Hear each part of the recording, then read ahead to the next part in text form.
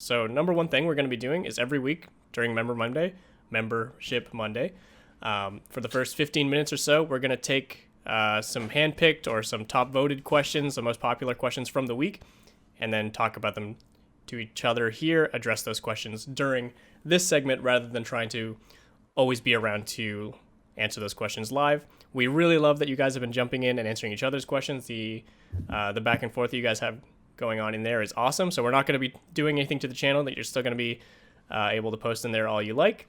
But for us to get our own coaches, our official PECO responses to those questions, we're going to have to wait for Mondays from now on. And with that said, let's go ahead and jump into the first question. So, are you guys ready for this sick transition?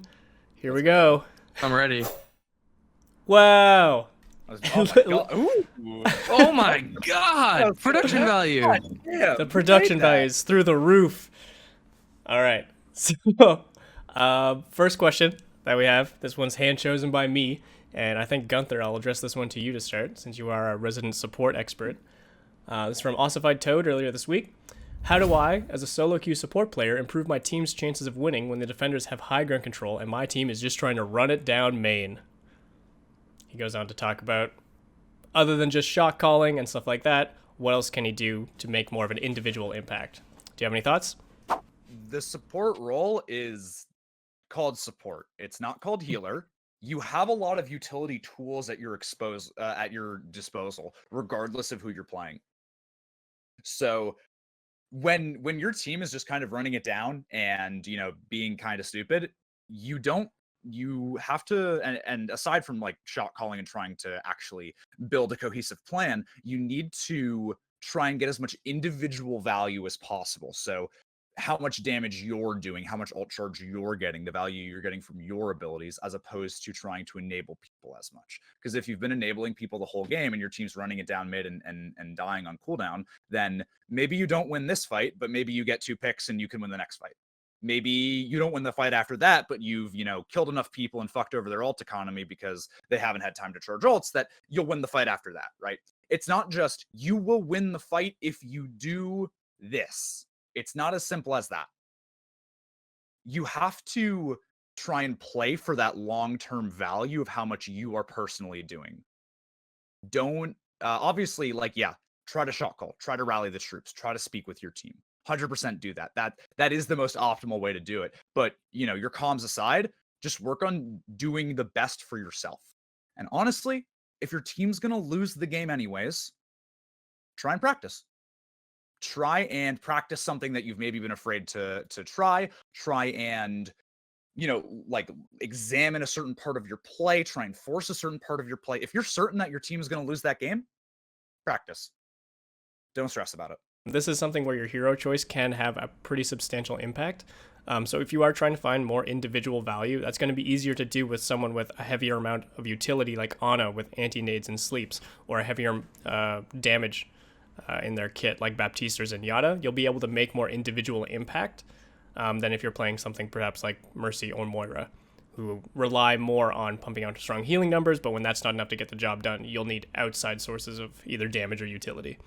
So Tool, I think that's how it's pronounced, asks, what should I, as a DPS, mainly hit scan, be calling/saying in ranked? I don't necessarily control the flow of a fight.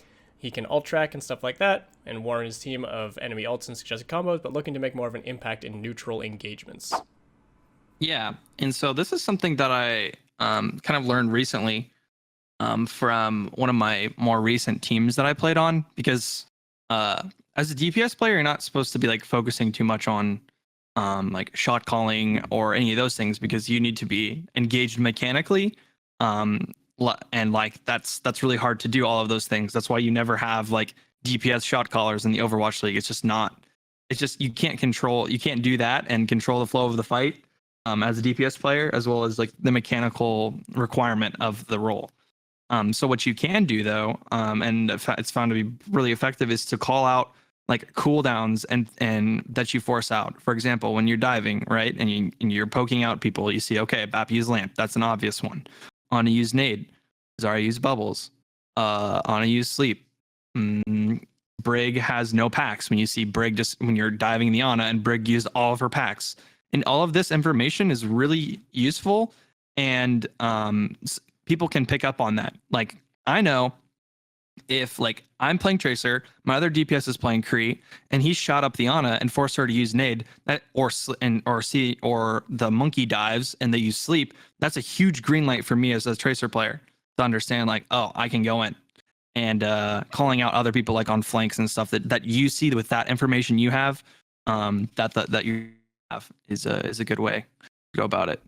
From Speedboy9, what is good advice for demo review? When reviewing my demos, I'm unsure as what I need to look for to improve on. This was probably my favorite question that unfortunately went unanswered because of this new format change. And I was really looking forward to answering this one because I love it when people ask me how to review, because it really shows that they're genuinely trying to improve, you know? They're generally looking to create their own improvement plan, look at their own play, look at analyze and that kind of thing. So I love these questions. I love that people are reaching out for this kind of information. What I will say about looking for your own demo review is you're looking at generally your decision-making process, and you're looking for ways you can improve it.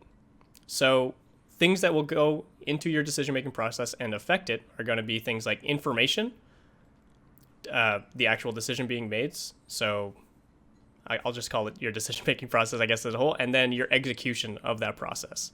So step one is making sure you are putting yourself in a good position to absorb as much information as possible. You're processing that information to make a good decision, and then you're relying on your play to execute on that decision. This is going to impact nearly every aspect of your play, from trying to click heads, from where you're positioned, from what heroes you're choosing, from which teammates you're playing around, from how you're using your cooldowns, to how you're using your ultimate, to all these different aspects of your play.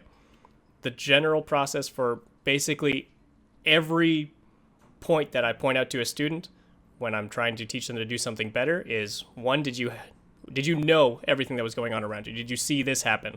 Did you react to it properly? Did you process that information? And then once you did process it, what sort of outcome did you aim for with your decision, and were you able to execute on that action? If it's something as simple as just missing your shots, that's the easiest problem to fix, as long as you're making all the correct choices ahead of time. 99% of cases, that's just not true. So you look at ways to improve your positioning to make sure you were addressing all these different threats that maybe you didn't see the first time. You're working to improve your ability usage. So you're looking to combo better with other abilities. You're looking to assess different threats in different ways, and all these different things that are just going to affect your overall decision making step by step. So again, just taking in information, processing it, and then executing on it. That would be my generic advice. It's hard to go more specific than that without talking about like unique role specifics or hero specifics or matchup specifics. But anytime you're looking at your own play, look at to just see what you missed and what you can do better next time. So if you guys in the chat right now have any questions, you can raise your hand. There's a button at the bottom, and we will invite you up one by one to ask questions to our panel of coaches today. Wonderful. So my question is, with the recent Hog buff, I've noticed all of the Hog 1 tricks have come out of their hovel and actually started playing comp. So how do I, as like a Ryan Winston player, kind of play around that in more comp games rather than seeing a lot of Zaryas and Divas? I guess I could start this off. I think for Ryan in particular, you don't need to do anything crazy different. Obviously, you need to respect the damage he puts out, and you need to be aware of him if he's trying to flank around you and stuff like that. But end of the day, if you're trying to match only a Hog and he's running around trying to get around you, that's not usually the best use of your time. You'll typically be using your shield to block off the remaining members of his team as he's trying to flank, unless he's got multiple people with him in those moments. Your shield obviously very good at dissuading hooks and stuff like that, so when you can block it, but don't dedicate your whole position to him, otherwise you'll end up giving up too much space. Other than that, of course, respecting the damage that he pumps into your shield, avoiding any spam, and just making sure you have shield available to block the hook when it is trying to come out is important. Winston, I would say just stay away from him. If he is positioned with his backline, you just don't jump him. If he is positioned far away from the rest of your core, there's no need to go aggressive in that moment. Wait for him to detach himself, like we mentioned, trying to go on flanks, trying to walk around. This is something we saw a lot of in the Overwatch League last year in playoffs, was the Hog Zarya comp that just shut down traditional dive comps by just walking at the Winston, and he wasn't allowed to play the game. So you're playing a bit of a keep away game from Hog if he's trying to hunt you down, but looking for any opportunity that you can get where he's separated from his team to go and capitalize on. Hello. Hello and welcome. Hi. So, my question is, I'm just starting to get into the more competitive side of Overwatch. And as a person who really loves strategic games, I'm learning more about shot calling and who typically shot calls what. And I'm kind of trying to pick on what I focus on more, tank or healer. So if I was to pick between those two, would my enjoyment of the kind of meta strategic play kind of thing, how would that figure into whether I pick tank or heals to kind of focus on to try to get better on? I can start with this. If that's Go for cool. So as a guy who has played main support at like a semi-pro level, am I allowed to say I'm a pro if I was in contenders? Did Can I you make any Okay. money? Yeah, I did. Well, there you go. You're a pro. Okay, so as a guy who has played support at the pro level, wow, that's cool to say. Support is, I would say, more of a slightly not removed, but you definitely have a different POV as opposed to tank. When you're playing tank, you are there and you are not only directly calling things related to what you want to happen, you are actively enabling those things to happen. Support, on the other hand, has a much wider field of view just because of, how you play the role, right? So you're able to, make some calls with a little more information, but you'll have a little less control over the actual nuances of those calls. And obviously, this game isn't an RTS. Nobody should be micromanaging anybody. Everyone if you want to get to a level of competitive play, then you should trust your teammates enough to understand their roles and their jobs. However, there's nothing wrong with being a very vocal player. If you really want to be a role that's super comfortable being vocal, most people say that's main tank. Main supports often have, or support players in general, often have comm roles that aren't necessarily, strict team-wide fight planning. More so, they get closer to individual mid-fight calls and things like ult tracking. So it's not that one is more shot cally than the other. They just both do it in very different ways. Basic question. How would one learn to respect the enemy team? Define respect. Gunther should understand from our coaching session. Oh yeah, dude, your voice just clicked into my head. Holy shit. I was like, wait, I know this guy. So when I talk about respecting the enemy team, that is understanding that they will attempt to use the moveset and abilities of their character to its maximum potential. That's what they're going to try to do because that's what you want to do in order to win the game. So why should you have poor movement in front of somebody if they're on a hero who can one-shot you? This is something we talked about. Like, why would you just walk into that person? That's just saying you're gonna miss this It's shot. disrespectful. No, I just was saying that I had something like this happen the other day where if you're the way you're playing is hoping or assuming that your enemy is going to be bad, you're playing the game incorrectly. So assuming they're not going to hit the shot if I'm playing like right in front of you is bad, or assuming that they're not going to hit the grav dragon is bad, is playing bad.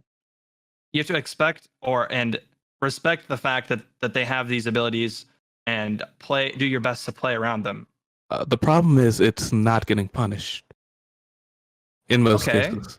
Well, if you're not getting punished, then you should be ranking up. And then once you rank up, then you'll start getting punished. Oh yeah, that's why I'm trying to fix that before I get in the diamond, and then I do get punished. I was just gonna say, like, it is a form of limit testing as well, where you can sort of push the enemy until either they break or you break, and you can try to be. I mean, the general rule, especially when I give it to support players, is be as aggressive as the enemy team will let you be. So if you are going aggressive and you are winning every single duel and you're never getting punished, do that until it stops working. I will say, yes, you don't want to form bad habits. You don't want to be taking 1v6 duels just because you can get away with it right now. But I think in the interest of like limit testing and actually pushing yourself and actually getting to the point where you are being punished by not respecting the enemy, you do need to sort of push your games more aggressively to get to that point in the first place. Thank you for the question. All right, so this will conclude our Q&A segment of Member Monday. We'll get into pugs in just a moment. Thank you guys, Deadly and Gunther, for coming in. Thank you guys for coming in for the Q&A. Thank you guys on stream for tuning in. But yeah, let's get ready to jump into pugs.